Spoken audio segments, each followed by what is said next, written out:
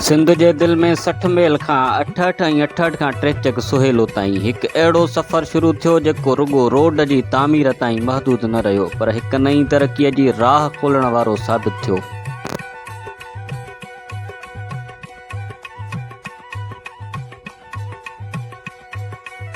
ही 35 किलोमीटर वारो road Sindh government जे तावन सां मुकमल थियो आहे जेको इलाइक़े जे आस पास लाइ आसानियूं खणी आयो आहे।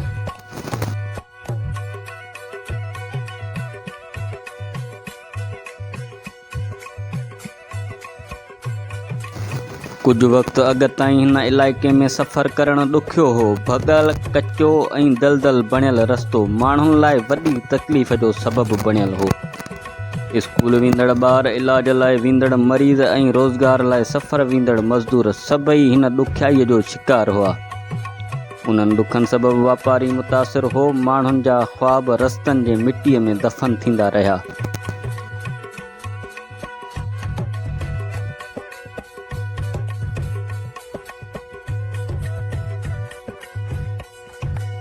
इलाइक़े जी तरक़ीअ लाइ सिंध गवर्नमेंट अॻिते आई। 60 मेल खां 63 सुहेलो ताईं 35 किलोमीटर डिघो पुख़्तो रोड ऐं साॻिए वक़्तु 12 किलोमीटर लिंक रोड ॻोठनि ताईं पहुचायो वियो।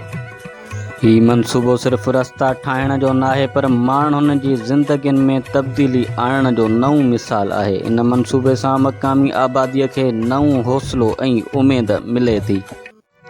मनसूबे जी ज़िम्मेवारी निजी कंपनी डी बलोच हवाले कई वई। जदीद मशीनरी, माहिर इंजीनियर ऐं मेहनती मज़दूरनि जी कोशिश सां ही शानदार रोड तामीर थियो। मरहले में मयार जो ख़ासि ख़्यालु रखियो वियो। बुनियाद खां वठी मथाशिरे ताईं मज़बूत मटीरियल, सिधा सवां रस्ता ऐं डिघे अरसे ताईं मज़बूती। इहे सभु महिनतूं ऐं जाखोड़ अॼु रोड जे शिकिल में नज़र अचनि थियूं। हिन मनसूबे में हाजी अली हसन ज़रदारीअ जो ख़ासि तावन आहे। संदसि कोशिश सां मनसूबो तेज़ीअ सां अॻिते वधियो ऐं अॼु हिन इलाइक़े जा माण्हू उन जा फ़ाइदा हासिल करे रहिया आहिनि। हाजी अली हसन ज़रदारीअ जे तावन खे इलाइक़ाई तरक़ीअ में हिकु अहम क़दम तौरु ॾिठो वञे थो। हीउ रोड मुकमल थियण खां पोइ इलाइक़ाई ज़िंदगी बदिलजी वई आहे।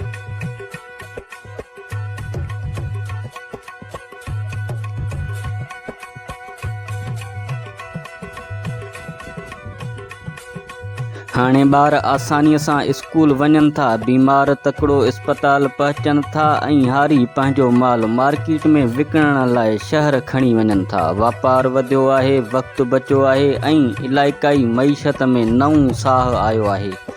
हीउ रुॻो सफ़र में आसानी न आहे पर रोज़गार, तालीम लाइ हिकु नओं दरवाज़ो खुलियो आहे। ॿुधायो वञे पियो त रोड जे ॿिन्ही पासे ते वण पिणु लॻाया वेंदा जेके वण इलाइक़े खे साई सेज बणाईंदा, ऑक्सीजन जो ज़रियो बणिबा ऐं ईंदड़ नसुलनि लाइ सुठी माहौलियाती विरासत छॾींदा। हीउ रुॻो रोड न पर हिकु साई ऐं ख़ूबसूरत सिंध ॾांहुं क़दम आहे। 60 मेल खां सुहेलो ताईं जो हीउ सफ़र तरक़ीअ जी हिकु अलामत आहे। गवर्नमेंट सिंध जे तावन, डी बलोच कंपनीअ जी महिनत ऐं अली हसन ज़रदारीअ जे सहकार सां हिकु ख़्वाबु हक़ीक़त बणियो आहे। अॼु जॾहिं माण्हू हिन रोड ते सफ़र कनि था त हू रुॻो मंज़िल ताईं नथा पहुचनि पर पंहिंजे ज़िंदगियुनि में बि आसानियूं ऐं ख़ुशियूं महसूसु कनि था।